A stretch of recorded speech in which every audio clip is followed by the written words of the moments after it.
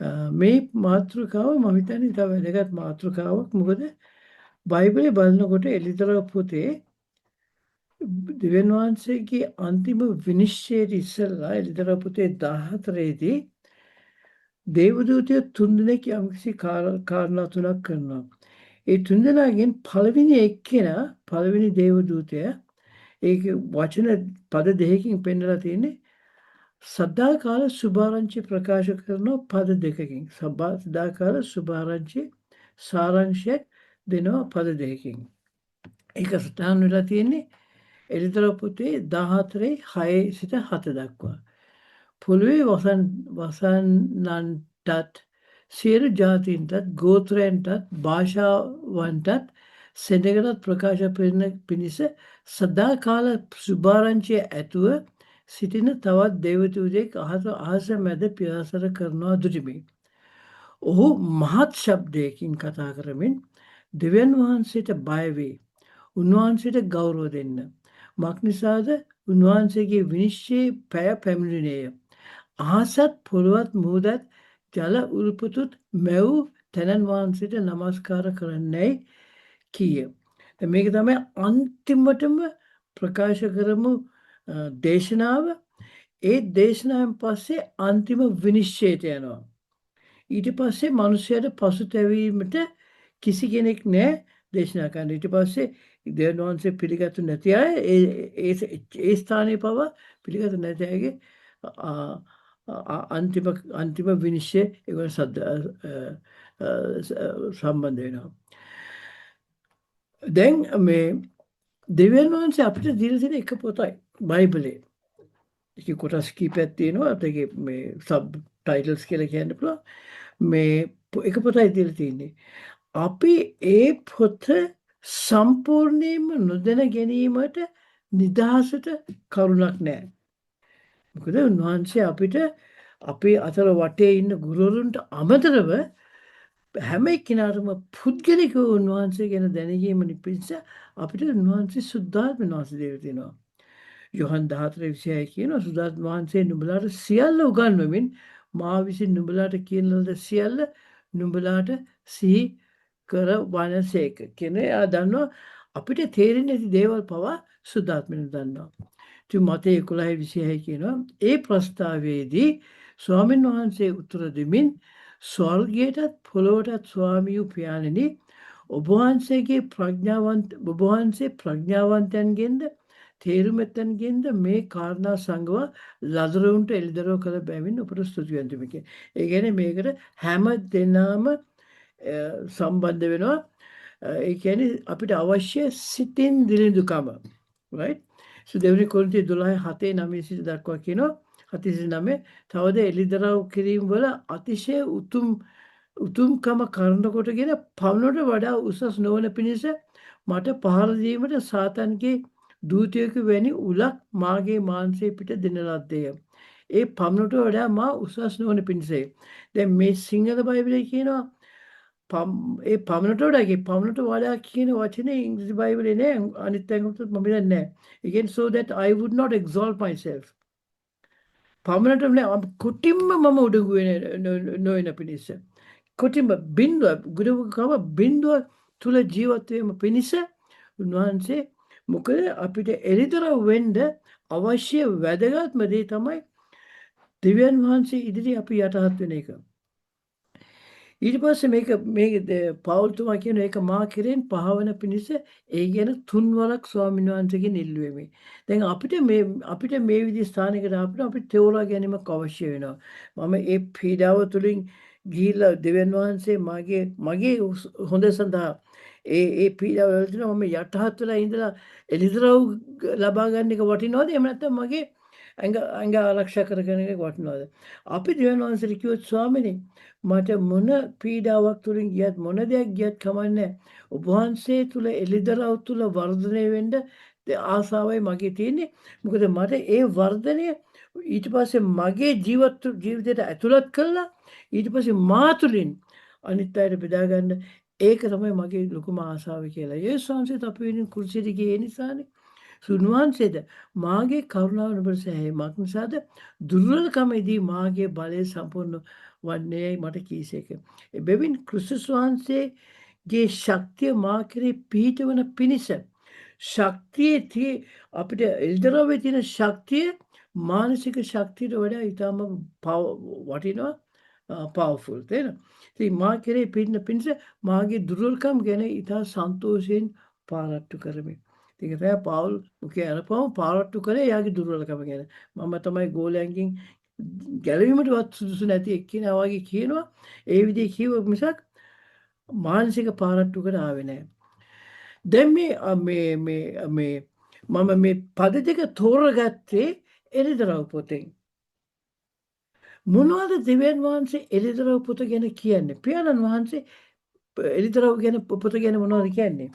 එළිදරව් එකේ කියනවා ඉක්මනින් වෙන්ට ඕනෑ දේවල් එනම් දෙවියන් වහන්සේ තමාගේ දාසයන්ට දක්වන පිණිස ක්‍රිස්තුස් වහන්සේට දුන්නා වූ යේසුස් ක්‍රිස්තුස් වහන්සේගේ එළිදරව් කිරීමය. උන්වහන්සේ තමන් දූතයා කරනකොට තමන් මෙහෙකරු යොහන්ට එය දන්වා එවූ සේක. දැන් කියන්නේ මොනවද? පියාණන් වහන්සේ කිව්ව පුත්‍රයන් වහන්සේට ඔයා ගැන සම්පූර්ණ එළිදරව්වක් මනුස්සයෙක් දෙන්න කියලා. මොකද අපිට දෙවියන් වහන්සේ ගැන එළිදරව්ව තියෙන්නේ අපේ ගැලුම්කාරය හැටියට. අපි වෙනින් කුරුසේ පූජා ජීවිතේ පූජා කළා වහලෙක් හැටියට ජීවත් වෙලා වහලෙකට අන්තස්ථානික ජීවත් වෙලා කුරුසයට ගිහලා ඒ විදිය ආකල්පයක් තමයි අපිට තියෙන්නේ. අපි යේසුස් වහන්සේව ගැලුම්කාරය හැටියට දන්නවා. නමුත් යේසුස් වහන්සේ විනිශ්චයකාරය හැටියට අපි දන්නේ නැහැ. ඒකින්ද කියනවා මිනිස්යාට සම්පූර්ණ එළිදරව්වක් ගැන ඔයා ගැන සම්පූර්ණ එළිදරව්වක් ලබා ගැනීම පිණිස එළිදරව් පොත අපිට දුන්නා. ඉතින් අපි මොනවද කියන්නේ නෑ අපිට දැනගන්න ඕනේ දෙවියන් වහන්සේව අර නත්තල්සිය වගේ ඉන්න දෙවියන් වහන්සේව තමයි අපි දැනගන්න ඕනේ. අපි වෙනුවෙන් උන්වහන්සේගේ ජීවිතේ පූජා කළා අපිට ආදරය කළා අපි වෙනුවෙන් කුසයන ගිහිල්ලා අපේ පාද අන්න ඒ දෙවියන් වහන්සේ යේසුස් වහන්සේගෙන් පිට අපිට දැනගන්න කැමති නෑ. ඉතින් ඒකින්ද අපි වැඩිපුර අය එළිදරව් පොත පැත්තකට දාලා තියෙනවා. එළිදරව් පොත පැත්තට එළිදරව් පොත පමණක් නෙවෙයි. එළිදරව් පොතේ තියෙන එළිදරව් වලින් 80%ක් විතර එන්නේ අනාගත වක්තෘවකින් ආපු අය. ජෙකරායා, අයිසායා, එසේකියල් ඒගොල්ලෝ අනාගත වාක්‍ය ඒව තමයි වැඩිපුර මේකේ තියෙන්නේ. අපි ඒව පැත්තකට දාලා අර හොඳ පැත්ත විතරක් අපි දේශනා කරන්නේ ගැලවීමේ පණිවිඩයක්. සම්පූර්ණ පණිවිඩයක් නෙමෙයි. සුභාරංචි පණිවිඩයක් නෙමෙයි. අපි කියවල බලමු යොහන් 16:8 දක්වා. මම එක වචනයක් පණිපද පමණක් කියන්නම්. උන්වහන්සේ ආකල පාපය ගැනද ධර්මිෂ්ඨ ගැනද විනිශ්චය ගැනද ලෝකයට අඟවා දෙනසේක. මේ කා ගැනද කියන්නේ සුද්ධාත්මයන් වහන්සේ ගැන. යේසුස් වහන්සේ විනිශ්චයකාරය හැටියට එන්නේ ඉස්සෙල්ලා උන්වහන්සේ අපිට විනිශ්චයකාරයෙක් එව්වා. සියලු දේ කියලා දෙන්න. ඉතින් අපි ඒ සුද්ධාත්මයන් වහන්සේට මොනවද කළේ? අපි උන්වහන්සේව එක්කෝ පැත්තකට දැම්මා. අපි කරන ප්ලෑන්ස් වලට අපි කොහොමද ගැලවීමෙන් සංග ගලවගන්නේ ඒ ඔක්කොටම අපි සුද්ධාත්මයන් වහන්සේ එක්කෝ අපි පැත්තකට දැම්මලා එහෙම නැත්නම් එයාව පාවිච්චි කළේ එයාගේ බලය ගන්න පමණයි. ඉතින් ඒක එයා දුන්න ඉගැන්වීම්, එයා දුන්න පුහුණු කිරීම, එයා දුන්න අවවාද ඒවා අපි පැත්තකට දාලා පෙන්ටිකොස්ටල් අය ඒක එයාව ගත්ත බලය පමණක් පාවිච්චි කරන්න කියලා. ඊට පස්සේ අනිත් අය ඒකටවත් මේ පුදුදාත්ම වහන්සේ පාවිච්චි කරන්නේ නැහැ. මට ඒකට දවසක විස්තර කරන්න පුළුවන්. අපි මාහරි ආසයි අපි ඔක්කොම එකතු වෙලා ප්‍රශ්න සහ උත්තර සාකච්ඡාවක් කරනවා නම් ඇයි මම මේ විදිහේ ප්‍රකාශයක් කළේ කියලා. right? දැන් මේ ගතිගුණයම මේ ඇටිටියුඩ් එකම තමයි ඊශ්වර වහල්කමේ ඉඳලා වහල් මනසක් තිබුණ ඊශ්වර සෙනඟ ඊජිප්තෙන් ආපු අය. ඒගොල්ලන්ට මොනවද උනේ සුද්ධාත්ම ගෝඩ්ගෙන් යාට උනේ අපිට අහස්කම්, සුව කිරීම, මන්නා, එතකොට මස්, එතකොට මේ අපිට ඒ කාන්තාරේ හිටියට කවන්නේ අපිට ඒව අවශ්‍ය වෙන්නේ කියලා කිව්වා. නමුත් දෙවියන් වහන්සේ හැදුවා ඒගොල්ලන්ව මේ දෙවියන් වහන්සේ තුළට කිට්ටු කරගෙන ඒගොල්ලන්ව දෙවියන් වහන්සේ මෙන් කිරීමට උත්සාහ කළා. නමුත් ඒගොල්ලෝ කියන්නේ ඒව අච්චර අවශ්‍ය නැහැ. අපිට මේ පුරුදු දේශයට යන්න ඉස්සෙල්ලා යනවා නම් මේ විදි දේවල් අවශ්‍යයි කියලා කිව්වනේ ඒව අපිට අවශ්‍ය නෑ. අපි ඔය හාස්කම් ටික දෙන්නකෝ. ඒ දුන්නාන් පස්සේ අපි ෂේප් කියලා. අන්තිමට මොනවද උනේ? දෙවියන් වහන්සේ අවුරුදු 20න් වැඩි ඊජිප්ත් රටෙන් ආපු අවුරුදු 20න් වැඩි සියලු දෙනාම යොෂුවා කාලෙබ් මම කියනවා මෝසෙස් ඇරෙන්ඩ අනිත් ඔක්කොමල්ලම කාන්තාරේ පිරිහුණා. හැබැයි හාස්කම් ලැබුවා. නමුත් අද අපි ලාස්ට් වෙන්නේ පොරොන්දු දේශයට යන්න. ඒකින්ද අපි ඒක බොහොම ප්‍රවේශමෙන් ඒ ගැන අවවාදය යොමු කරන්න ඕනේ. දෙවියන් වහන්සේ මම ඉස්සෙල්ලා කිව්වා අපිට දෙවියන් තියෙන එක පොතයිනේ. රයිට්? එක පොතයි දීලා තියෙන්නේ. ඒක අපි මොනවද කරන්නේ? අපි සිලෙක්ටිව්ලි set aside some books. අපි තෝරගන්නවා මේ පොත හරි ෂෝක්. මතේ පොත හරි ෂෝක්. අර පොත මේ ෂෝක්. අර මේ රෝම පොත හරි. අපි ඒකේ ඒ පොතත් අරගෙන ඒ සම්පූර්ණයෙන්ම නෙමෙයි. ඒකේ කෑලි අරගෙන හරියට අර විශාල කෑම මේසකට ගියාම මේ පෝසත් මිනිස්සු විශාල කෑම මේසකට ගියාම ඒගොල්ලෝ අරකින් පොට්ටක් කරනවා මේකෙන් පොට්ටක් කරනවා. ඕගොල්ලෝ රජ මාලිගාවල මේ කිචන් එකේ වැඩ කරලා තියෙනවා නම් අපි දන්නවා පොඩ්ඩක් කරනවා. එහෙම නෙමෙයි. සිංගන්නෙක් කෑම මේසකට ආපුවම දෙන ඔක්කොමලම කනවා. නේද? සිතින් දිරින්ද මිනිස්සුන්ට මුළු වචනේම අවශ්‍යයි. අපිත් ඒගොල්ලෝ තෝරගන්නේ නැහැ. අපි ඉතින් ඒකින්ද අපි මේ මුළු බයිබලෙට ආශාවෙන්ද අපි කැමති වෙන්න ඕනේ. ඉතින් ඒ එළිදර පොතේ ඒ 14 6 සිට 7 දක්වා පණිවිඩ කියනවා සදාකාල සුභාරංචි කියලා. අපි ඒකට යන්න ඉස්සෙල්ලා අපි අත්විවරමක් දාගමු.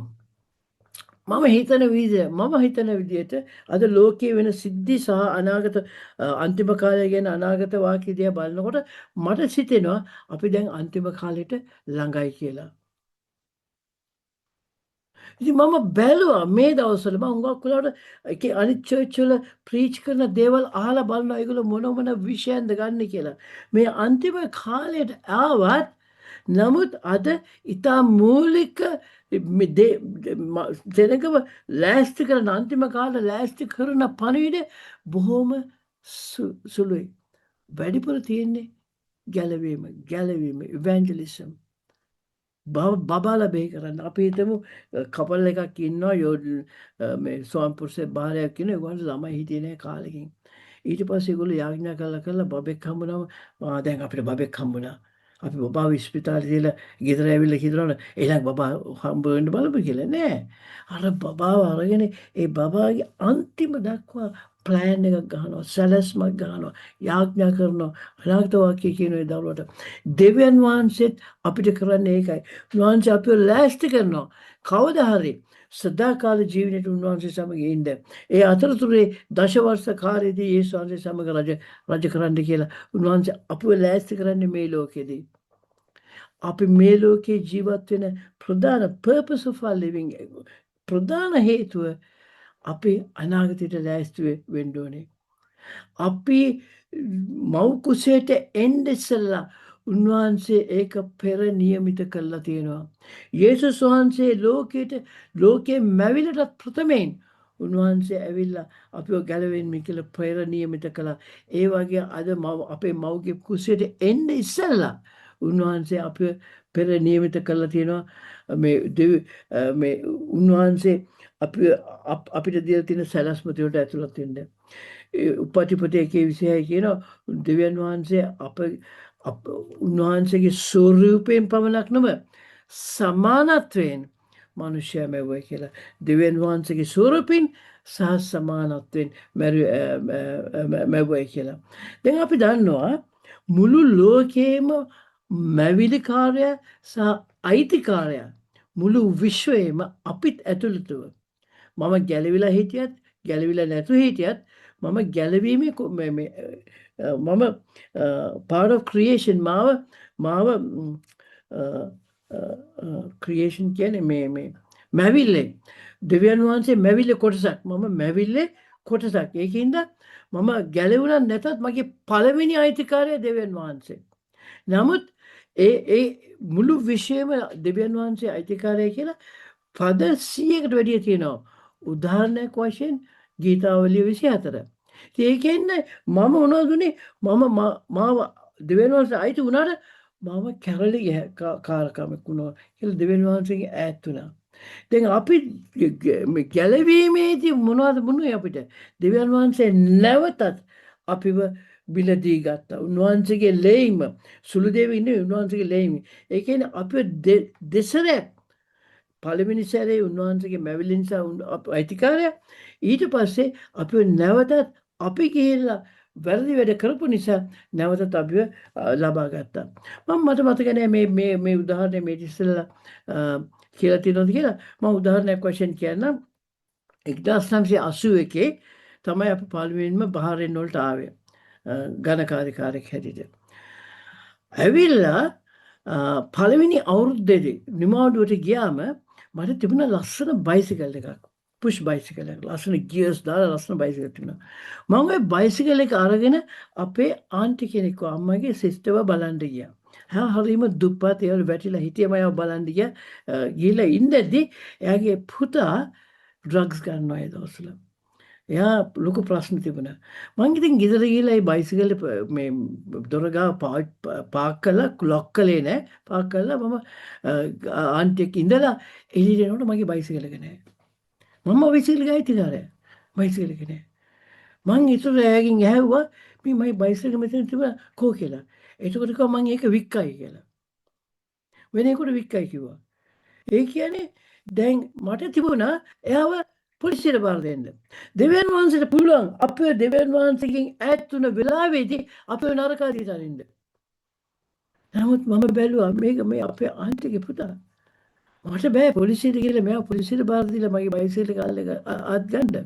ඉතින් මම ගිහලා සල්ලි දීලා මගේ බයිසිකල් එක ආරෙත් මම ලබා ගත්තා. වැරදි කරපු එක්කිනාව හිරගෙත නොයා. මම වැරදි කළා මාව නරකාදීට අරින්න නැතුව උන්වහන්සේ නැවතත් අපිව මිලදී ගත්තා. අපි දෙසරක් අපි ගිහලා අපි සාතන්ට වහලෙක් වුණා. වහලෙක් වුණා උන්වහන්සේ නැවතත් අපිව ලබා ගත්තා. ඒ නිසා අපිට තියෙන්න ඕනේ විශාල ස්තුතිවන්තකමක්.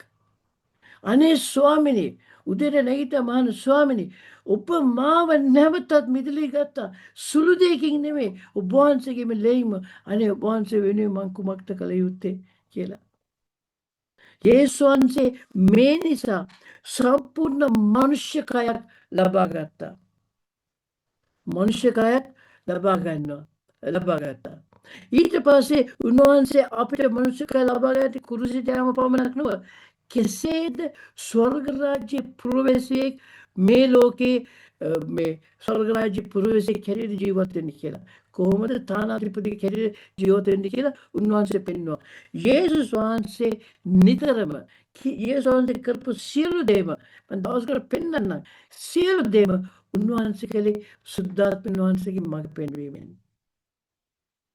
රෝමා 8:14 කියනවා මක්සද දෙවියන් වහන්සේ ආත්මයන් වහන්සේ විසින් ගෙනෙනු ලබන යම් පමණ දෙනෙක් ඇද්ද එපමණ දෙනා දෙවියන් වහන්සේගේ පුත්‍රයෝය. තව දෙයක් තියෙනවා. මම ඒ ස්ථානෙට මම නැවති පුදුරාම අපිට කියනවා පරණ මිනිස්සු මැරුණා අලුත් මිනිස්සයා ස්වර්ග රාජ්‍ය තානාධිපති කියලා. ස්වර්ග රාජ්‍ය පුරවැසියෙක් මේ ලෝකේ තානාධිපති කියලා. ස්වර්ග රාජ්‍ය පුරවැසියෙක් මේ ලෝකේ තානාධිපති. ඒකින්ද අපි මේ ලෝකේ හැසිරෙනකොට යේසුස් වහන්සේ මෙන් හැසිරෙන්න ඕනේ. උන්වහන්සේ තමයි අපිට දීලා තියෙන රෝල් මොඩල් එක. ආදර්ශ චරිතය. යෝහන් 5:10 මේ කියනවා එබැවින් යේසුස් වහන්සේ උත්තර දෙමින් සැබවක්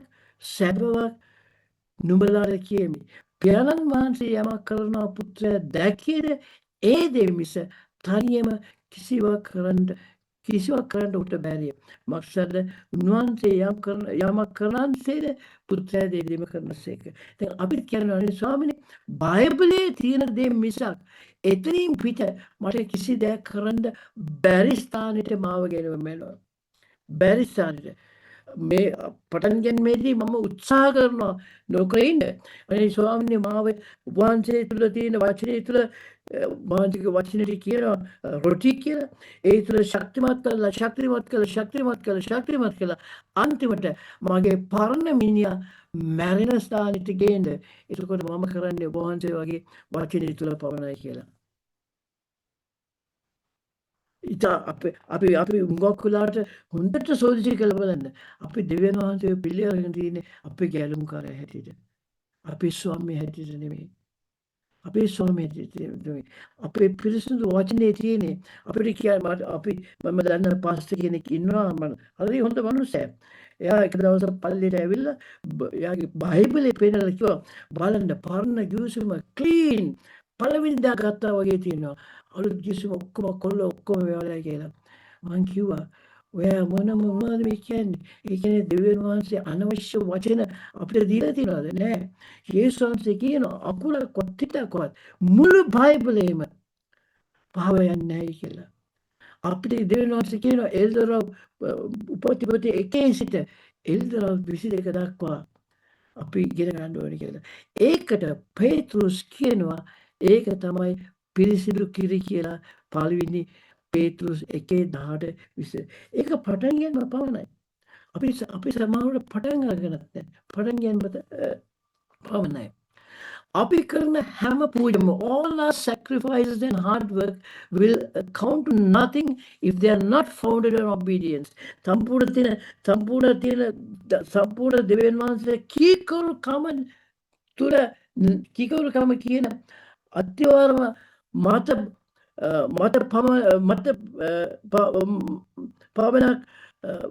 උඩ පමණක් කරන පූජා විතරයි දෙවියන් වහන්සේ පිළිගන්නේ. ඒ කියන්නේ අපි කරන දෙවියන් වහන්සේ වෙනුවෙන් පූජා. කියන්නේ ලොකු පල්ලි හදන්න පුළුවන්, ලොකු දේවල් කරන්න පුළුවන්. ඒ දේ ඔක්කොම දෙවියන් වහන්සේගේ වචනේ කීකරු කරන නැති අතිවර උඩ නෙමෙයි නම් ඒවා හරියට වැලි ගොඩක හදපු නිවසක් වගේ. මම මේ මගේ යන ගමන් ඒක මම පෙන්නන්නම්. ඕකේ. අපි යේසුස් වහන්සේ මෙන්න අපි හරියට අපිව මිලදීගත් අපේ ස්වාමීන් මිලදී අරගෙන තිනවා ඒ මිනිසයාගේ වහලක හිටියට අපි ජීවත් වෙනවා. මම මේ දේවල් මේ ඉස්සෙල්ලා කියලා තිනවා. මම අද මේ එලිදරා පුතේ පරිදි ගේන්න ඉස්සෙල්ලා අත්‍යවාරවත් දාන්න ඕනේ. රෝම 1:1 පේතෘස් මා කියනවා යේසුස් ක්‍රිස්තුස් වහන්සේගේ දාසයෙකු ඉංග්‍රීසියෙන් කියනවා bond servant or bond slave. ඒ කියන්නේ බැඳුණු සේවකයෙක් කියනවා බැඳුණු වහලෙක්. ප්‍රේරිතෙක් වෙන්න කැඳවුම් ලැබුවා. දැන් මගේ තනතුර යේසුස් ක්‍රිස්තුස් වහන්සේගේ බැඳුණු වහලෙක්. ජීවිතේටම බැඳුණු වහලෙක්. මේ ලෝකයේ මේ ශරීරේ මානසික ශරීරේ පර තියෙනකන් මම දෙවියන් වහන්සේගේ බැඳුණු ශරීරය මම මේ ඉස්සර මෙප්පෙනලා දෙනවා. right? යෝහන් 13:12-15 දක්වා මෙසේ උන්වහන්සේ ඔවුන්ගේ පාද සෝදා මේ අන්තිම රාත්‍රී කැමේදී තමුන් ඇඳුම් ඇර නැවත හිඳගත් කල ඔවුන්ට කියනසේක් මාන් නුඹලාට කළ දේ කිමක්ද නුඹලා දන්නවද? ආචාර්යනි ස්වාමීනි කියා නුඹලා මට කියුවේ. නමුත් කියනවා හරිය. මාක්සද මම එසේම වීමි. ඉතින් ස්වාමීද ආචාර්යද වූ මම නුඹලාගේ පාද සේදී නම් නුඹලා විසිනුත් එකිනෙකාගේ පාද සේදිය යුතුය. මක්සද මා නුඹලාට කළ ලෙස නුඹලාත් කරන පිණිස නුඹලාත් ආදර්ශයට ගන්න දුන්නේ. ඒ කියන්නේ දෙවියන් වහන්සේ කියනවා අපි දෙවියන් වහන්සේගේ වහලෙක් හැටියට මේ ලෝකේ ජීවත් වෙන තුරු අපිට කියලා තීරණ ගන්න බෑ. දෙවියන් වහන්සේ තමයි අපි හැම තීරණයක් ගන්න ඕනේ. යේසුස් වහන්සේ කියනවා මම දැනගත්තා මම කවුද කියලා. මම දන්නවා මම කවුද කියලා. නමුත් මම ඒ ලෝගුව ඒ තනතුර පැත්තකින් තියලා මහත්කම ස්ථානයකට එනවා. ඒ තමයි ස්වර්ග රාජ්‍යයේ පුරවැසියෙක් මේ ලෝකේ තානාතිපුරේ හැටියට හැසිරෙන්නේ එහෙමයි. දෙවෙනි කොරින්ති 5:20. අපි කියවන්න ඕනේ ෆිලිප්පි පොතේ 2:1 සිට 13 දක්වා. Yeshua, Yeshua in his humanity became what he wants us to be like, so that we not only could imitate him, but equally important is that when we imitate Yeshua, Father will not see for what we have, what we have been used, what we were, but he will see Jesus in us. He will see Yeshua in us. අපිට පියාණන් වහන්සේ අපි දිහා බලනකොට යේසුස් වහන්සේව පේන්න ඕනේ. යේසුස් පරණ මනුස්සයා නෙමෙයි. යේසුස් පියාණන් වහන්සේ අපි දිහා බලනකොට අපිට එයා අපි තුලින් යේසුස් වහන්සේව දකින්න ඕනේ. එහෙනම් යේසුස් වහන්සේ ඒ කරන විට එයා කියනවා මගේ පුත්‍රයා මගේ පවුලෙම කිට්ටු කෙනෙක් හැටියට මම මෙයාවත් අද ලබා ගන්නවා. මොකද මට මෙයාව දකින්නට මට පෙන්නේ මගේ පුත්‍රයා කියලා. ආදර්ශමත් චරිතයක්. Right? God must not see us for what he used to be, but he must see Yeshua in us. Yeshua in us when we imitate him. Okay? Right. කියවන්න ෆිලිපි 2:1-13 දක්වා. මට වෙලාව නැහැ. ඒකෙන්ද මම පද 5ක් පමණ කියවන්නම්. ෆිලිපි 2:5-9 දක්වා. ක්‍රිස්තුස් වහන්සේ තුළ තිබුණු සිතම නුඹලා තුළ තිබේවා. උන්වහන්සේ දෙවියන් වහන්සේගේ රූපකාරය දරනසෙක් දෙවියන් වහන්සේට සමානව සිටීම තමන් විසින් අල්ලාගෙනම සිටිය යුතු වස්තුවක් යයි නොසිතා එය ඉවත් කර දාසයෙකුගේ ස්වරූපයගෙන මනුෂ්‍යයෙකුගේ සමානත්වයට පැමිණිසේක. මනුෂ්‍ය කාර්යය සිටිය කලත් මරණය එසේ කුසසේ මරණය දක්වා කිකරුවිය. එබැවින් දෙවියන් වහන්සේ උන්වහන්සේ ඉතා උසස් කොට සියලු නාම වලට වඩා උසස් නාමයකට උන්වහන්සේ දුන්සේක. ඒක දෙකේ අන්තිමට 12 වෙනි පදයේ ඉන්නකොට කියනවා අපි ඒ ආදර්ශය අරගෙන අපේ ගැලවීම බයනුත් බිවලමුත් සිද්ධ කරගන්න ඕනේ කියලා. අපි ඒ ආදර්ශය අරගෙන අපි සමහර ඇවිල්ලා පෞකාරන්ගේ යාඥාව කියනවා. The sinner's prayer. අපි ඒස් ගොඩ කියනවා දැන් ඔක්කොම හරි. ටිකට් එක පොකට් එකේ. වැව කාටද බෑ එතෙලිට ගන්න. වැට බෑ එළියට. No one can snatch you away from God. කාටද බෑ දෙවියන් වහන්සේ උදර යන්න කියලා. මම ඒක ඔප්පු කරන්නම් මම. right. දෙවෙනි එපිසෝඩ් 2:8-9 දක්වා. මක්නිසාද ඇදහිල්ල කරනකොට ඒ අනුග්‍රහයෙන් නුඹලා ගැලවීම සිටින්නේ. දැන් මේක මගේ ශක්තියෙන් ආවනම් මට එක්කෙනෙකුට 40ක්ම ලකුණු ලැබෙන්න ඇති. තව කෙනෙකුට 50ක් 60ක් ලැබෙන්න ඇති. තව කෙනෙකුට 40ක් ලැබෙන්න ඇති. සමහරට 90ක් ලැබෙන්න ඇති. නෑ. ඒක මගේ ශක්තියෙන් ආවොත්. නමුත් මේක දෙවියන් වහන්සේගේ ක්‍රියාවක් නිසා මට පළවෙනි දවසේම 100% ලැබුණ ලකුණු.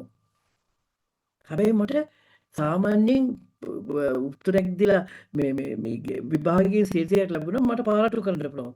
නමුත් දෙවියන් වහන්සේ කියන මේ 100% ලැබුණේ ඔයාගේ ශක්තිය නෙමෙයි. මම කරපු නිසා. මක්සද ඇදහිල්ල කරනකොට අනුග්‍රහයෙන් නුඹලා ගැලවී සිටින්නේ.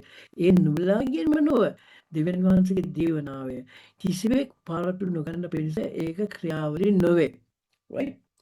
It was Yohan 10:28 දක්වා. මම ඔවුන්ට සදාකාල ජීවනය දෙමි. ඔහු කිසි කාලයකත් විනාශ නොවන්නේය. කිසිවෙත් මාගේ අතින් ඔවුන් උදුරා නොගන්නේය. ඔවුන් මට දුන්නා මගේ පියාණන් වහන්සේ සැලැස්මට වඩා උතුම්ය. ඔවුන් මට දුන්නා මගේ පියාණන් වහන්සේ සියල්ලන්ටම වඩා උතුම්ය. පියාණන් වහන්සේ අතින් ඔවුන්ට උදුරා ගන්න කාටවත් බැරිය. මමද පියාණන් වහන්සේ එක තැනතායයි කීසේක. right. කවදාකවත් බෑ අපිව යක්ෂයාට උතුර ගන්න. right. මම දැන් කියන ඒවලට මම දෙන්නේ සාමාන්‍යයෙන් පද දෙකක්. නමුත් ඒට හුඟක් පද තියෙනවා අවශ්‍ය නම් ලබා ගන්න. දැන් අපි බලන්න ඕනේ මුළු දෙවියන් වහන්සේගේ වචනේ බලනකොට අපි මුළු බයිබලයේම දිහා බලන්න ඕනේ. The whole counsel of God. මුළු දෙවියන් වහන්සේගේ වචනේ සම්පූර්ණත්වය තුළ මනින්න ඕනේ හැමදේම. ඉතින් එහෙනම් දැන් මගේ කියපු දෙයට තව මට ස්ක්‍රිප්චර්ස් දෙන්න පුළුවන්. රෝම වලින් ගලාති පොතෙන් මට තුනක් ස්ක්‍රිප්චර් දෙන්න පුළුවන් මම දෙක කියපු දෙයට. දෙවියන් වහන්සේගේ අනුග්‍රහයෙන් අපිව ගැලෙවුවා කාටවත් බෑ අපිව උන්වහන්සේගෙන් එළියට ගන්න කියලා. එහෙනම් ඒකනම් සම්පූර්ණ දේ. එහෙනම් අපි කොහොමද මේ විදිහේ මේ දෙවියන් වහන්සේගේ වචනේ තේරුම් කරන්නේ? සුදු යොහන් 15:22 දක්වා මම සැබෑ වූ මිදිවලේ මාගේ පියාණන් වහන්සේ ගොවියාය. පියාණන් වහන්සේ ගොවිය අපි සේවය කරන පියාණන් වහන්සේට මා තුලේ තිබී ඵල නොදරන සියලු අතු මා තුල හිටියා. කාලයක් මා තුල හිටියා. මා තුල ඇති සියලු අතු උන්වහන්සේ පහ කරනසේක. ඵල දරන සියලු අතු වඩා ඵල දරපින්ස උන්වහන්සේ පවිත්‍ර කරනසේක. තවදුරටත් කියුනේ කියලා මේ අතු කඩලා දාන අසු ගින්නට දානවා කියලා. සුද්ධ මාතේ 25:29 සිට 30 දක්වා. මක්නිසාද ඇති තැනැත්තාට දෙනු ලබන්නේය. ඌට බොහෝ වන්නේය. නමුත් නැති තැනැත්තා ඔවුන් ඇති දේ පහ කරනු ලබන්නේය. ඒ නිෂ්ප්‍රයෝජන දාසයා පිටත අන්ධකාරයේ දවන්න. ඒදී වැඩි හැඳීමත් දත්මිලිකමත් වන්නේ කිය. කොහොමද මේ පද කොහොමද අපි එකට සම්බන්ධ කරගන්නේ? තව පදයක් කියන්න. සුද්ධ මාතේ 7:21 සිට 23 දක්වා. ස්වර්ගයේ සිටින මාගේ පියාණන් වහන්සේ කැමැත්ත කරන්නා මිස කන්ද කීකරුකම මත ගොඩනගා ගන්න ඕනේ. ස්වාමිනී කියන සියලු ස්වර්ග රාජ්‍යයට ඇතුළු නොවන්නේ. කෙනෙක් ගැලවීමවත් නැහැ ඒකට. ඒ දවසේදී බොහෝ දෙනෙක් ස්වාමිනී ඔබගේ නාමයෙන් අලාගත වචන නොකියමුද? ඔබගේ නාමයෙන් යක්ෂය දුරු නොකළෙමුද? ඔබගේ නාමයෙන් නොයි බලවත් ක්‍රියා නොකළෙමුදයි මට කියනවා ඇත. එවිට මම කිසි කාලයකට නුඹලා නොදන්නෙමි. අධර්මිෂ්ඨකම් කරන්නේ මා කෙරෙන අහක්ව යන්නේ ඕටි කිරි. මේ යක්ෂ දුරු කරන එක අනාගත වාක්‍ය කියන ඒවා ඒක අධර්මිෂ්ඨකමේ ක්‍රියාද? මේ හොඳ ක්‍රියා පවා අත්විවරම දෙවියන් වහන්සේ තුළ කීකරුකමේ අත්විවරම තුන් මත නැත්තක් අපිට තේරෙනවා මේ ක්‍රියාත් සමහර විට අපිට විරුද්ධව වැඩ කරනවා. පළවෙනි කොරින්ති 12:3 එබැවින් දෙවියන් වහන්සේගේ ආත්මෙන් කරුණ කොටගෙන කතා කරන්නා වූ කිසිවෙක් යේසුස් වහන්සේ ශාපලත් කෙනෙක්යි නොකියන බවත් සුද්ධාත්මයන් වහන්සේ කරුණ කොට මිස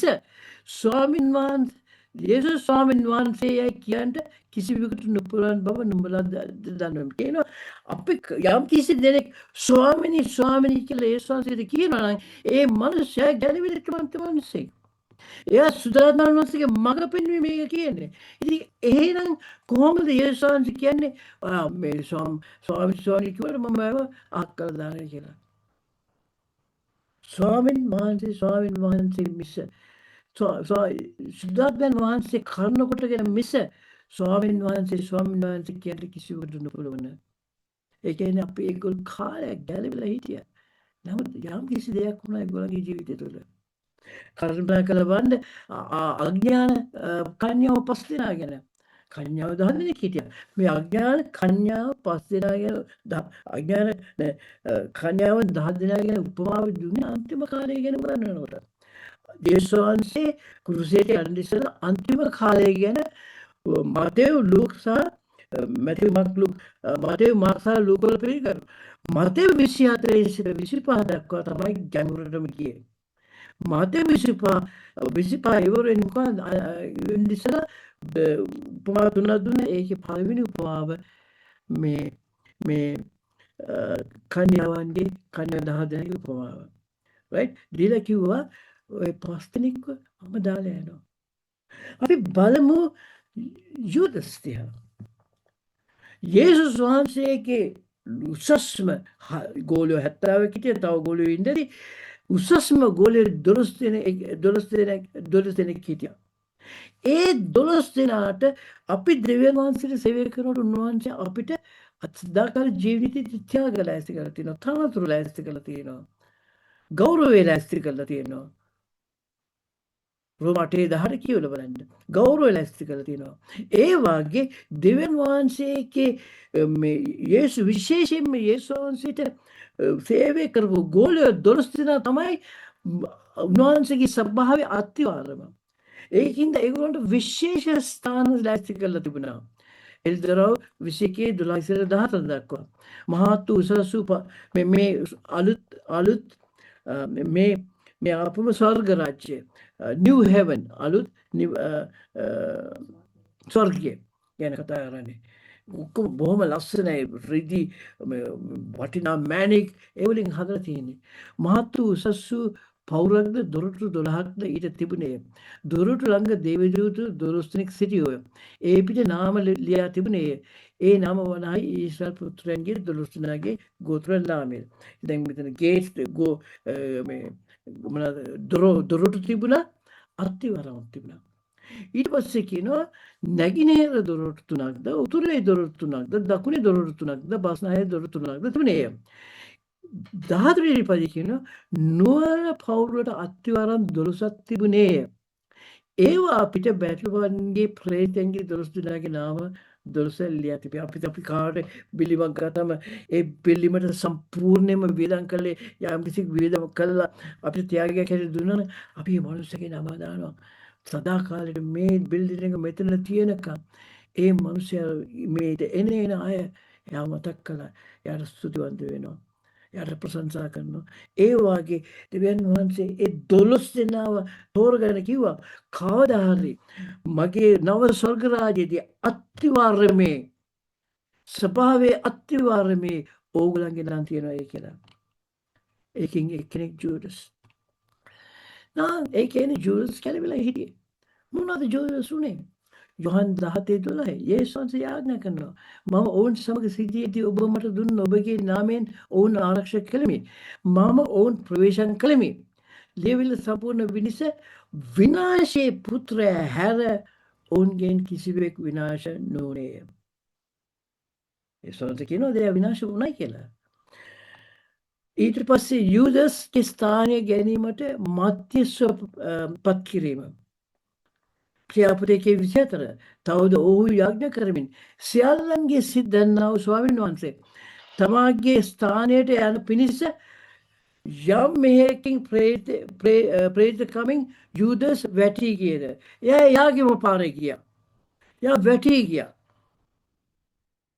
කියලා ක්‍රියාපදයේ 24 කියනවා. මම කියන්නේ ඒකාන්තයෙන්ම යූදස් යාගේ ගැලවීම නැති කරගත්තයි කියලා. මම කියන්නේ ඒකාන්තයෙන්ම හිට්ලර් යාගේ ගැලවීම නැති කරගත්තයි කියලා. මම කියන්නේ මේ ඒකාන්තයෙන්ම මේ ඔසාමා බින් ලාඩන් යාගේ ගැලවීම නැති කරගත්තයි කියලා. ඒ ගැලවීම දෙවියන් වහන්සේගේ දෙයක්. කුර්සියේ යේසුස් වහන්සේ අනගසෝ මිනිස්සු අන්තිම මොහොතේ ගැලවෙනවා. ඒක මම කියන්නේ. නමුත් මේ සාධක අපිට සජෙස්ට් කරනවා යෝජනා කරනවා මේ වචන කියලා බලනකොට ඒවා යෝජනා කරනවා සමහර විට අපි හිතන විදිහට මේ big possibility විශාල විට වෙන්න පුළුවන් එයා ගැලවීම ලබා ගන්න නැති වෙයි. ගැලවිලා හිටියේ. අපි අපේ ගැලවීම බයනුත් fear and trembling බයනුත් වෙවලමිනුත් අපි ආරක්ෂා කර යුතුයි. ඒක අපිට බොහෝ තැන්වල කියලා තියෙනවා. ඒකට හේතුව මේකයි. ඔයා දන්නවද මම කාගේ හරි වහලෙක් නම් මාව මිලදී ගත්තු වහලෙක් නම් මට බෑ කිසි දෙයක් කරන්න මට දීලා තියෙන කාර්යයෙන් පිට මගේ දින කාර්ය ඔක්කොම ඉෂ්ට කළායින් පස්සේ මට තව වෙලා තියෙනවා නම් යම් කිසි දෙයක් කරන්න පුළුවන්. නමුත් මට දීලා තියෙන කාර්ය අකුරටම පිළිපැදීම මට අවශ්‍ය වෙලා තියෙනවා. ඒක යේසුස් වහන්සේ පෙන්වනවා. යේසුස් වහන්සේ තමයි වචනේ අයිතිකාරය. බයිබලයේ කියනවා උන්වහන්සේ තමයි යොහන් 1:1 කියනවා යේසුස් වහන්සේ තමයි වචනේ කියලා. නමුත් එයා හිතම ලෝකෙ එන්න ඉස්සෙල්ලා යා මනුෂ්‍ය කය ගත්තම යා මනුෂ්‍යෙට උදාහරණයක් වෙන්න යා ඒකෙන් ඈත් වෙලා ඒකෙන් අපිට පෙන්නලා දෙනවා. මම ඉස්සෙල්ලා කිව්වා යොහන් 5:19 සැබෑක් යේසුස් වහන්සේ උත්තර දෙන්නේ සැබෑක් නුවර කියමේ පියාණන් වහන්සේ යමක් කරනවා දැකේද පුත්‍රයා දන්නේද ඒ මිස කිසිවක් කරන්න වෙන කිසිවක් කරන්න බෑ කියලා. අපි හුඟක් වෙලාවට දිව්‍යන් වහන්සේගේ වචනේ අරගෙන උන්වහන්සේට උදව් කරන්න හදනවා. උන්වහන්සේට උපදේශ දෙන්න හදනවා. අපේ හොඳ ක්‍රියාවලින්. අපි දන්නවා ඒක කළ බලන්න පුළුවන් යෝෂුවා 24:14 සිට යෝෂුවා කිව්වා දිව්‍යන් වහන්සේගේ වචනේ බඹටත් දකුණට හැරෙන්න එපයි කියලා. නමුත් විනිශ්චයකාරයා පොතට ආවම ඒගොල්ලෝ රොඳ කළේ හැම කෙනාම ඒගොල්ලන්ගේ හදවතට හරි කියන විදිහට වැඩ කරයි කියලා. අන්තිමට ඒගොල්ලෝ රාජ කෙනෙකුත් ඉල්ලුවා. පේතෘස්ටත් මේ විදිහේ අමාරු කමකට වැටුණා. සුද්ධ මතේ 16:21-24 දක්වා. එවක් පටන් යේසුස් වහන්සේ තමන් යෙරුසලමට ගොස් වැඩිමහල්ලන්ගෙන්ද නායකයන්ද පූජකයන්ද ලියනන්ගෙන්ද බොහෝ දේ විඳින්න මරණු ලබන්නටත් තුන්වෙනි දා නැගිටිනු ලබන්නටත් ඕනෑ බව ගෝලයන්ට දන්වන්නට පටන් ගත්තේකය. එවිට පේතෘස් උන්වහන්සේ කැඳවා. එවිට පේතෘස් දෙවියන් වහන්සේව කැඳවලා. right? මොකද අද කීපයකට ඉස්සෙල්ලා පේතෘස් කිව්වා ඔබ වහන්සේ දෙවියන් වහන්සේ කියලා. right? දැන් මේ පේතෘස් දෙවියන් වහන්සේ කියන වචනේ අහලා දෙවියන් වහන්සේ කැඳවා තරවට්ටු කරන්න පටන්ගෙන ස්වාමිනේ ඒ ඔබ කෙරෙන් දුර වේවයි ඔබට කිසි කලත් එසේ සිද්ධ නොවන්නේ කියේ. මේ වචන ලස්සන වුණාට දේශනාව ලස්සන වුණාට ඒකේ තියෙන ආත්මය දිහා බලන්න ඕනේ අපි. ඒකේ තියෙන දෙවියන් වහන්සේගේ වචනේ දෙවියන් වහන්සේගේ විද්‍ය සමග ඝට්ටනයක් වෙනවද කියලා බලන්න ඕනේ. ලස්සන කතා කරන්න පුළුවන්. අපේ පොලිටිෂියන්ස් ලාට දේශපාලනයක් නම් ලස්සන කතා කරන්න පුළුවන්. ඉලෙක්ෂන් එකට ඇවිල්ලා මේ ගෙවල් වලට ඇවිල්ලා පොඩි බබාලව තුරුල් කරගෙන ඊට පස්සේ ගිහලා පොඩි බබාලා මරනවා. අබෝෂන් කියලා. එනවද? ඒ සෙල්ලම් වලට අපි අහු වෙන්න නරකයි. ඒ යක්ෂගේ සෙල්ලම් වලට අහු වෙන්න නරකයි. එවිට පේතෘස් උන්වහන්සේ කැදවා තරටු කරන්න පටන්ගෙන ස්වාමී ඔබ කෙරෙන් ඒ දුරුවේවා ඔබ කිසි කලත් එසේ සිද්ධ නොවන්නේ කිව්වේ. නමුත් උන්වහන්සේ හැරි පේතෘස්ට කතා කොට සාතන් මා පස්සට යව නුඹ මට බාධාවක් ය. මක්සද නුඹ මිනිස්යාගේ කාරණා මිස දෙවියන් වහන්සේ කාරණා කල්පනා කරන්නේ නැතේ කීසේක.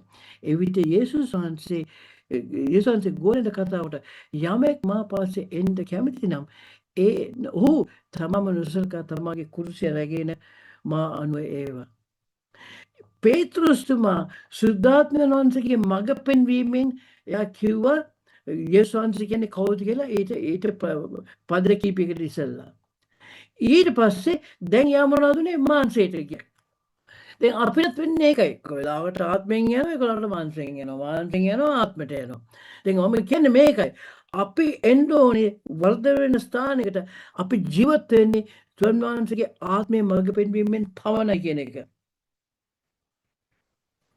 මේ මොහොතකට ඉස්සෙල්ලා මේ සිද්ධියට මොහොතකට ඉස්සෙල්ලා පේතෘස් කිව්වා ඔබ ක්‍රිස්තුස් වහන්සේ ජීවමාන දෙවියන් වහන්සේගේ පුත්‍රයන් කිව්වේ. නුඹ ඒතර යේසුස් වහන්සේ කිව්වා නුඹ ආශිර්වාදවත් ඒ මක්සල් ස්වර්ගයේ සිටින පියාණන් වහන්සේ මිස මාංශය රුධිර මේක ඔබට එලිසව නොකලේ. ඉතින් ඒ වගේ අපිත් එක වෙලාවට සුද්ධාත්මයන් වගේ දානු වෙනවා. ඊට පස්සේ ලෝකයන්ව යනවා. මාංශය යනවා. මාංශය යනකොට ඒ මාංශය යන වෙලාවේදී අපිව පාලනය කරන්නේ කවුද? යක්ෂයා. අපි ඒකෙන් දිගටම ජය ගන්න නැතු දිගටම ගියොත් අපි කවදාද යාගේ රාජධානිය තමයි නරකාදී කියන්නේ යාගේ රාජධානිය තමයි ඉවර වෙන්නේ. අපි කොච්චර ගියලා හිටියත් අපි දිගටම සුද්ධාත්මයන් වහන්සේ ඉග්නෝර් කළා. නොසලකා මාංශයෙන්ම වැඩ කරන්න පටන් ගත්තොත් පැහැදිලි කියන සාතන් මා පස්සට පළව කියලා. මතේ 7:21 සිට 23 දක්වා කියලා බලන්න. Man of lawlessness. ඒක ඉංග්‍රීසියෙන් කියනවා ඔයා මේ යක්ෂ දුර එක ඇත්ත. ඔයා මගේ ශක්තිය අරගෙන ඔයා සේවය කරලා තින්නේ man of lawless නීතිය නැති මිනිස්සුන්ට කියලා. Man of lawlessness කියන්නේ අන්තක්‍රිස්තු. අපිට දෙවියන් වහන්සේ කියනවා පළවෙනි යෝහන් 4:17 අපි මේ ලෝකයේ යේසුස් වහන්සේ මෙන් හැසිරෙනවා නම් as he is so we are in this world නම් පළවෙනි යෝහන් 4:17 කියනවා. එතකොට අපිට විනිශ්චය දවස ගැන බය වෙන්න ඕනේ නැහැ කියලා. එදා පේතෘස්ට යාට ඉස්සලා වගේ සුද්ධාත්මයන් වහන්සේගේ මගේ පෙන්වෙන කියන යේසුස් වහන්සේ කුරුසිය ගැන කතා කරනකොට එයා ඒකට උත්තර දෙන්නේ ස්වාමිනේ වහන්සේ කුරුසියට යනවා. මම දන්නවා ස්වාමිනේ වහන්සේ මේ ලෝකෙ මැවෙන්න පේතෘස් තමයි ඒ විදිහට උදින්නේ අන්තිමට. පළවෙනි පේතෘස් 1:18 මේ පළවෙනි පේතෘස් 1:18 ඉතින් කියනවා. පේතෘස් ඒ ඉදිරියව ආව පස්සේ නමුත් ඒ ඉදිරියව ඉස්සරහ තිබුණා නම් යා කියනවා ස්වාමිනේ අපි දන්නවා ස්වාමිනේ වහන්සේ මේ ලෝකෙට එන්න ප්‍රථම ආවි උන්වහන්සේගේ වහන්සේ ජීවිතේ පූජා කරන්න. දැන් අපි ස්වාමිනේ අපි තවත් දන්නවා ඔබ වහන්සේගේ කුරුසිය රැගෙන යාමයි අපිට කැඳවලා තියෙන්නේ. ඒකින්ද අපිට ආඥා කරන්න අපිට ශක්තිය දෙන්න කියලා ඔබ වහන්සේ වගේ අන්තිම දක්වා ඔබ වහන්සේ කුරුසිය අරගෙන යන්න. ඒ වෙනුවට පේතෘස් ගියේ මොනවද? යක්ෂයාගේ යෝජනාවෙන් යන්න ගියා. පළවෙනි පේතෘස් 1:18 සිට 20 දක්වා. මක්නිසාද නුඹලාගේ පියවරුන්ගේ ලැබූ නුඹලාගේම නිෂ්ඵල හැසිරීමෙන් නුඹලා මුදන ලැබුවේ රන් රිදී වැනි දිරා යන දේවල් කරනකොට නොව කැලලක්වත් පළුද්දක්වත් නැති පැටලපන්නුවන්ගේ ලේ වැනි වූ ක්‍රිස්තුස් වහන්සේගේ අනර්ග ලේ කරනකොටගෙන බව නුඹලා දන්නෝය. ලෝකයා මැවීමට පළමුවෙන් නියම කරනු ලැබූ උන්වහන්සේ මල්ලුන්ගෙන් නැගිටුවා උන්වහන්සේගේ මහිමය දන්නා වූ දෙවියන් වහන්සේ කෙරේ උන්වහන්සේ කල්ගොඩට අදාහගත්තු නුඹලා වදිසා කියලා කියනවා. ඒ කියන්නේ මොකද පේතෘස් අන්තිමට ආවා එළිදරව් තුළට. අපිත් යාඥා කරන ස්වාමිනේ මගේ මේ ක්‍රියා කරනකොට 50ක් මාංශයෙන් 50 ආත්මෙන් අනිත් ස්වාමිනේ මට උදව් වෙන්න හේත 60ක් ආත්මෙන් 40 ඊට පස්සේ 70ක් අන්තිමට ස්වාමිනේ මේ මාංශයෙන් කියන වැඩ වලින් සම්පූර්ණයෙන්ම ජය ගන්න දැන් මට අලුත් මැවිලක් හැටියට වහන්සේ තුළට එන්න වහන්සේගේ වර්ධනය වෙන්න වහන්සේ මට ආලේප කරන්න කියලා. පළවෙනි පෙරස් 2:1 දක්වා. එබැවින් සියලු ආකාර ක්‍රෝධයද සියලු ආකාර රැවටිලිවලද වංකකමෙන්ද ඊර්ෂ්‍යාද සියලු අගුර පහර කර දම ස්වාමීන් වහන්සේගේ යහපත් බව නුඹලා රස දැනගන්නු නම් ආත්මික අමිෂ්ඨ කිරිවලින් නුඹලා ගැලවීම සඳහා වර්ධනය වෙන්න පිණිස ආලුත උපන් බිරිඳුන් මෙන් ඒට බොහෝ ආශා වෙන්නේ. කියන්නේ අපි ගැලවෙන දවසේ පළවෙනි දවසේම අපි කියනවා යම් කිසි දෙයක් වැරදි නම් නත්තල් වැරදි නම් අපි කියනවා නත්තල් වැරදි කියලා. පළවෙනි දවසේ කියන්නේ right මොකද අපි හොඳ කිරි වලට මිනිසුන්ව පුරුදු කරන්න ඕනේ. හඳ සුද්ධ වචනේට ඒක පටන් ගැනීම තමයි. මම හිතන්නේ මම ඔයගොල්ලන්ට උගන්වලා තියෙනවා හීබ්‍රු 5:12 සිට හීබ්‍රු 6:3 දක්වා කිරි බොන අයගේ මාංශ මේ ශක්තිය කැම ගන්න අයගේ වෙනස. ඒක වෙනස. ඉතින් මේක පටන් ගැනීම තමයි අපේ ගැලවීම හොඳ අත්විවරකමක වැටෙන්න ඕනේ. හොඳ අත්විවරකම ගොඩනගා ගන්න ඕනේ. දැන් අපි ඉස්සෙල්ලා කිව්වා පිස පොතේ 2:8 සිට 9 දක්වා. හරි දුකයි බලනකොට හුඟක් දේශකයෝ උතරින් නවත්තනවා. 2:8 සිට 9 එතනින් නවත්තනවා. නෑ. ඒ 2:8-9ට හේතුව 2:8-10. අපි කියමු සම්පූර්ණයෙන්ම ඉස්සෙල්ලා මම 2:8-9 කියලා නැවතුම් ඕමනාම කළේ. දැන් බලමු 2:8 සිට 10 දක්වා. මක්සාද ඇදහිල්ල කරුණ කොටගෙන ඒ අනුග්‍රහයෙන් නුඹලා ගැලවිය සිටුවේනේ. ඒ නුඹලාගෙන්ම නොව දෙවියන් වහන්සේගේ දීමනාවය. කිසිවෙක් පාරට්ටු කරන පිණිස ඒක ක්‍රියාවලින් නොවේ. ඔතන බ්‍රේක් ගහන්න එපා. දැන් ඇක්සලරේටර් එක පාදය තවත් ගහලා කියන්නේ සෝනේ තවත් හයියෙන් මාව ගෙනියන්න කියලා. ඒක මොකද තමයි මක්නිසාද අපි වනහයි යහපත් ක්‍රියා කරන පිණිස ක්‍රිස්තුස් යේසුස් වහන්සේ තුළ මැවුණු ලැබූ දෙවියන් වහන්සේගේ කර්මාන්තව සිටීම. ඒ යහපත් ක්‍රියාවල අපි හැසිරෙන්න පිණිස දෙවියන් වහන්සේ ඒවා කලින් සූදානම් කළේ. ඔබ මාවගේ ගැප් ගන්න ඉස්සලා ඒක සූදානම් කළා. ගීතාවල 139:15 දක්වා මා රහසින් මවුනු ලැබ පොළොවේ ගැඹුරු තැන්වල පුදුමාකාර තරවනු ලැබූ කාල මාගේ ශරීරයේ ඔබගේ සැඟවී නොතිබුණේ. ඔබගේ ඇස්වලට මාගේ ශරීර ධාතුව පෙනුනේ.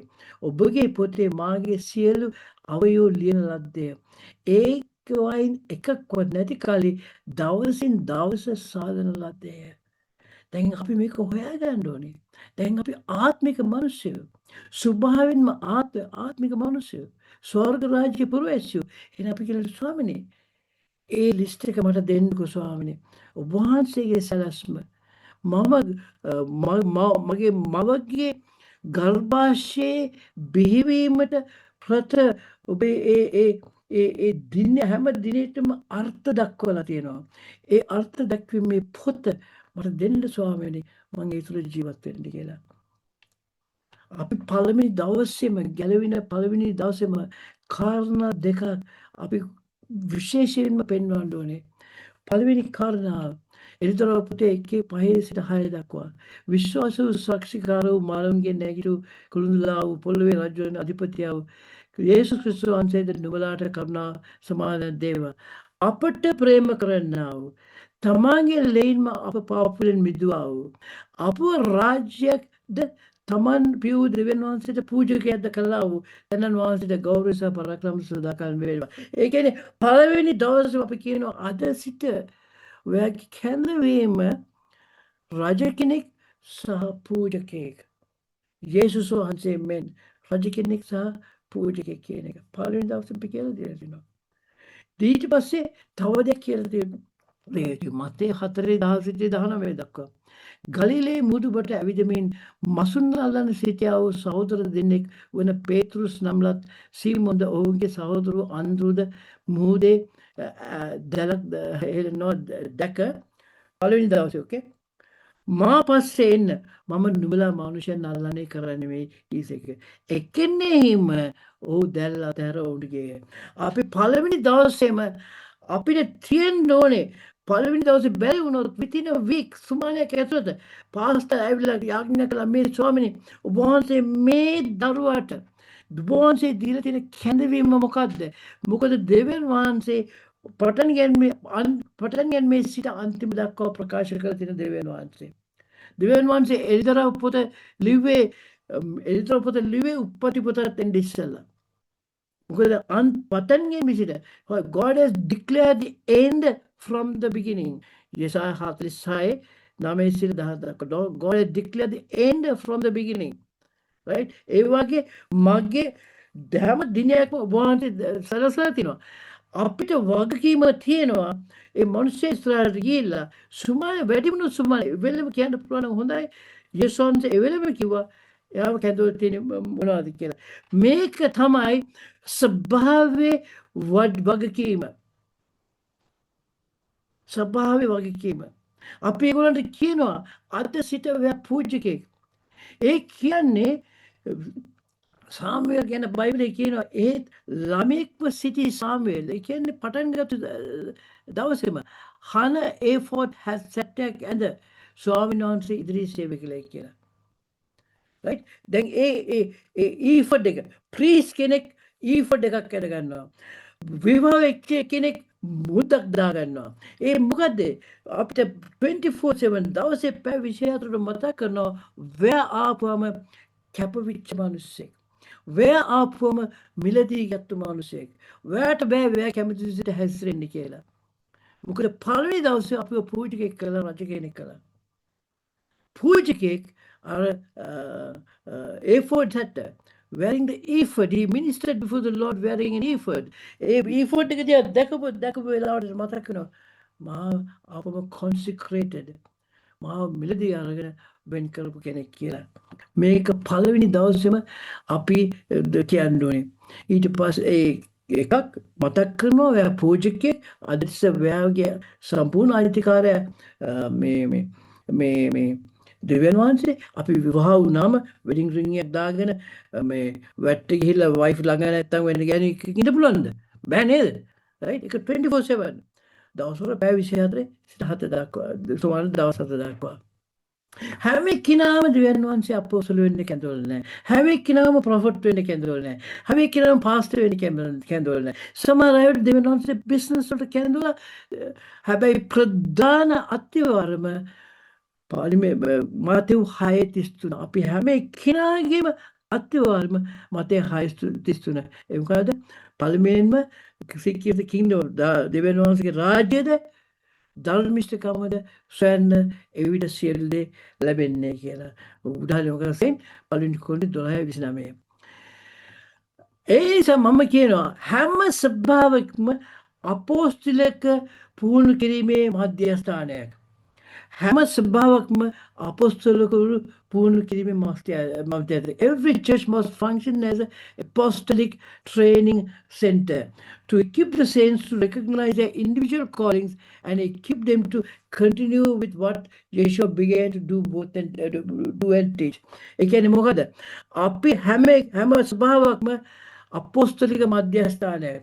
එතන තියෙනවා අපි එක එක්කෙනාගේ කැඳවීම මේ හඳුනාගෙන ඒක දිගටම ගෙනියන්න ඒගොල්ලන්ට උදව් කිරීමට ඒගොල්ලන්ව ශක්තිමත් කිරීමට උගන්වීමට පුහුණු කිරීමට ඩිසයිපල් කිරීමට ඒ මොකද ඒකේ අතිවාරම යේසුස් වහන්සේ කරන්නත් උගන්වන්නත් පටන් ගත්තු දේ දිගට කරගෙන ඒකේ තියෙන උන්වහන්සේගේ ස්වභාවය කියලා රයිට් සමහර විට දැන් මම කියන්නේ දැන් අපි දැන් ගෘහ සභා තියෙනවා 10 දෙනෙක් ඉන්නවා එතන ඒ සභාවට එතන අපෝස්තලික ට්‍රේනින් සෙන්ටර් එකක් වෙන්න අවශ්‍යම නැහැ. නමුත් ඒගොල්ලන්ව යටතේ ඉන්න ඕනේ. ඒගොල්ලන්ට කිට්ටුවෙම යටතේ ඉන්න ඕනේ අපෝස්තලික ට්‍රේනින් people. අපෝස්තලික උගන්වන අය ඉන්න ඕනේ. එතන එන සභාවට එන අයට කැඳවීම තුළට ඒම පිණිස. එපිසපතේ 4:11 සිට 14 දක්වා. උන්වහන්සේ සමහරුන් ප්‍රේතයන්ද සමහරු අනාගත වතුරන්ද සමහරු සුභාරාජ්‍ය ප්‍රකාශ කරන්නන්ද සමහරු සභාපාලකයන්ද සමහරු ගුරුවරුන්ද කොට දුන්සේක. එසේ කළේ ඒ කියන්නේ ස්වභාවක අන්තිමටම තීරණය ගන්න ස්වභාවට මේ කැඳවීම තුළ අපිට තියෙන්න ඕනේ. ඇයි අපිට ඒ කැඳවීම තුළ නැත්තම් අපි හිතමු මේ ගුරුවරෙක් නම් මේ ස්වභාවනායකය එයා ගුරුකම තමයි මේ ගුරුවරුන් බිහි කිරීම තමයි එයාගේ ප්‍රධාන එක. ඉවැන්ජලිස්ට් කෙනෙක් නම් පාස්ටර් එයා හදන්නේ ඔක්කොම ඉවැන්ජලිස්ට් කරන්න. නෑ අපි එක එක්කෙනාගේ කැඳවීම ඇඳ ගැනීම පිණිස මේ සියලු දේම අවශ්‍යයි සභාවකට. එසේ දුන්නේ ඇදහිීමේද දෙවියන් වහන්සේගේ පුතේ දැන ගැනීමද එකමුතුකම සම්පූර්ණ පුරුෂකමටත් ක්‍රිස්තුස් වහන්සේගේ සම්පූර්ණ උස මහතේ ප්‍රමාණයට අප සියල්ලන් පැමිණෙත්තෙක් සුද්ධවන්තයන්ගේ සම්පූර්ණ වීම සඳහා සේවය කිරීමේ වැඩය පිණිස උන්වහන්සේ ක්‍රිස්තුස් වහන්සේගේ ශරීරයේ වර්ධනය පිණිසත්ය. තවද අපි තවත් මනුෂ්‍යයන්ගේ වංචාවෙන්ද ප්‍රයෝගයෙන්ද රැවටිලි සහිත උපායෙන්ද හටගන්න සියලු ආකාර ඉගැන්වීම් නැති සුළඟින් ඈත මෑත වෙතෙන විසීමෙන් යෙනියන්නු ලබන්නා බාලයන් නොවන පිණිසයි කියලා.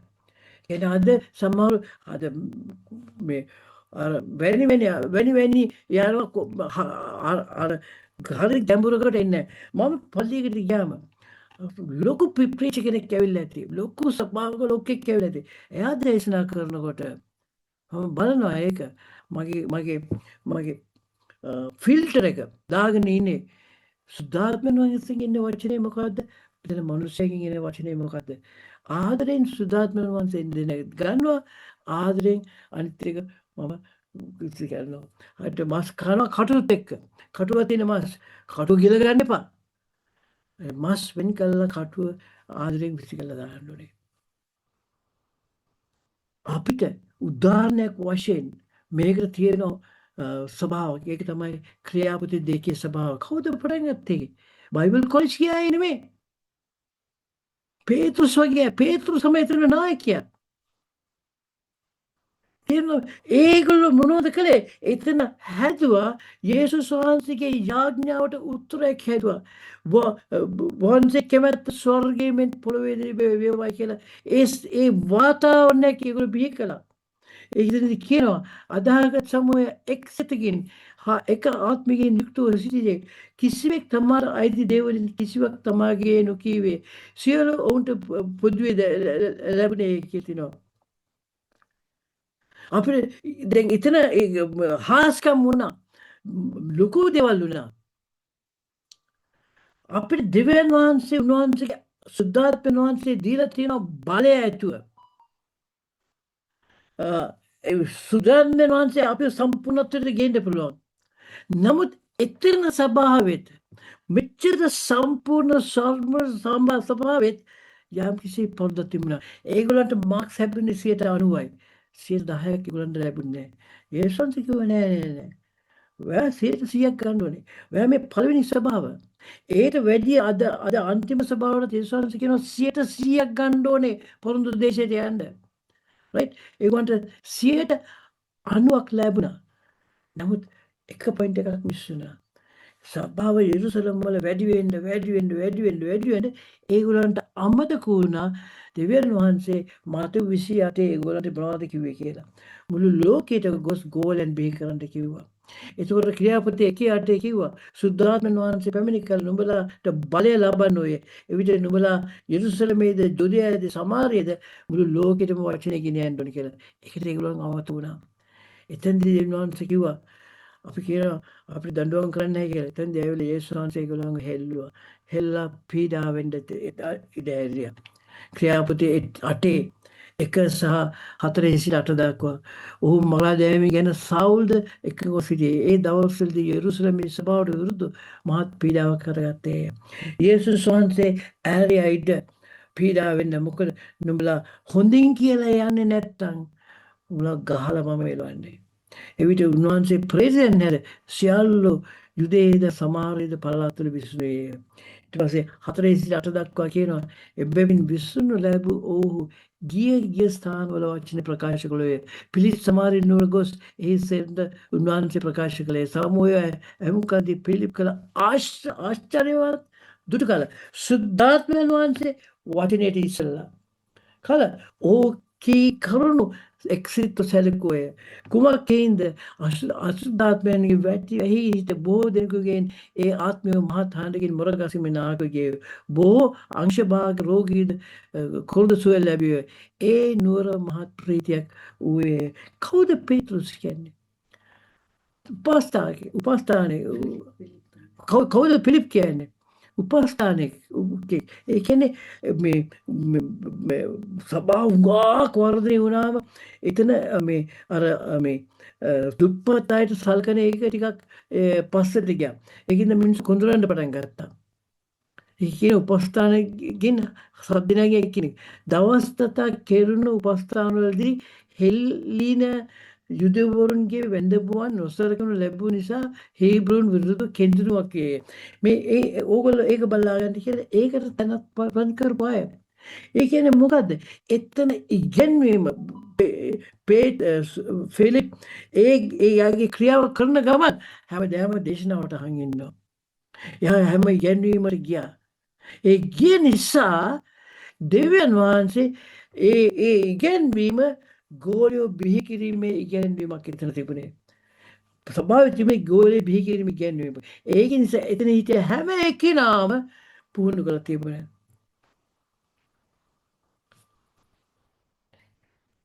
මගේ කාලේ ඉවරයි. මම පොඩි දෙයක් කියන්නම් ඉවර වෙන්න ඉස්සෙල්ලා. Our future positioning in the millennium. අපි ඊළඟ දශ වර්ෂයේදී අපේට ලැබෙන ස්ථානය ලැබෙන්නේ අද අපේ කැඳවීම තුළ කරලා තියෙන අත්දැකීම තුළින් පවණයි. අපි මේ දශවර්ෂයේ ස්ථානයේ යේසුස් වහන්සේ සමග රාජ්‍ය කිරීමේ ස්ථානය රඳා පවත්වන්නේ උන්වහන්සේගේ කැඳවීම තුළ අපි කළා ඒක තුන අත්දැකීම තුළින් පවණයි. දෙවෙනි කොරින්ති 5:9 සිට 11 දක්වා.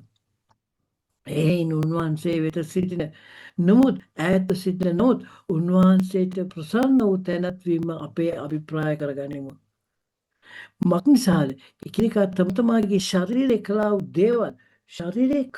දේවල් ඵල ඒ දේ යහපත් වුවත් අයහපත් වුවත් කළ දේවල් හැටියට ලබන පිණිස අපි සියලුම ක්‍රිස්තුස් වහන්සේගේ විනිශාසනයේ ඉදිරියේ ප්‍රකාශ වන්නට ඕනෑය.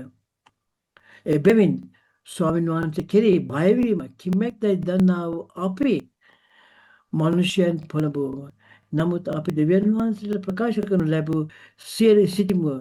නුඹලාගේ හෘද සාක්ෂියට අපි ප්‍රකාශව සිටිමුවේ විශ්වාස කරමුවේ. මම විශ්වාස කරනවා. අර එදා ගෝල ජෙරුසලම් සභාවට ඒගොල්ලෝ සිට 90ක් ආවා. ඒගොල්ලෝ කිව්වේ ආයේ ස්වාමීන් අපිට වද දෙන්නේ ඇයි? බාන්න කොච්චර ලොකු සභාවක විකුණුවා නෑ. ඒගොල්ලන්ට තිබුණා දේව බය. දේව බය. මම මෙතන කිව්වා එල්දර පුතේ 14:6 සිට 8 දක්වා. ඒක කියනවා දේව බය තමයි අත්විවරම. දේවත් බය තමයි අත්විවරම. මේ අපි මම පටන් ගන්නේ පදමාලාව කුටින් පටන් ගන්නේ දේව බය ගැන ඉගෙනීමෙන්. දේව බය කියන්නේ මොකද්ද? අපි කොහොමද දේව බය තුළට ඇතුළත් වෙන්නේ කියලා. මොකද අන්තිම කාලේ ස්වභාව පළවෙනි ස්වභාවයට වැඩිය වගකීම් තියෙන ස්වභාවයක්. පළවෙනි ක්‍රියාපදේ දෙකේ ස්වභාවයට විදිහට අන්තිම කාලේ ස්වභාවයට වගකීම් තියෙනවා. ඒකින්ද අපි ලෑස්ති වෙමු. අනේ ස්වාමීනි වහන්සේගේ අන්තිම ස්වභාවයේ 100% වහන්සේ පිරිසුදු කළ වෙලාවේදී ඒ දේව බය තුළින් මාත් එක්ක ඇතුළත් වෙන්න වහන්සේ අපි යාඥා කරමු. අපි කඳුළු සෙල්ලමින් කියමු ස්වාමීනි වහන්සේ ඒ වෙනුවෙන් මාව පාවිච්චි කරලා මම කියලා. මම මෙතන නවත්තන්නම්. මම ලබන සුමාරේ ඉඳලා ඉතුරු කරගෙන යනවා. මේක මුගක් කලබල වෙන්නේ නැතුව හදිසි වෙන්නේ නැතුව බොහොම හෙමින් කළ යුතු පාඩමක්. මොකද මේ පාඩම ඔක්කොම එන්නේ එල්දර පුතේ 14:6 සිට 7 දක්වා ඉගෙනීම තුළින්. ඕකේ ආමේන්.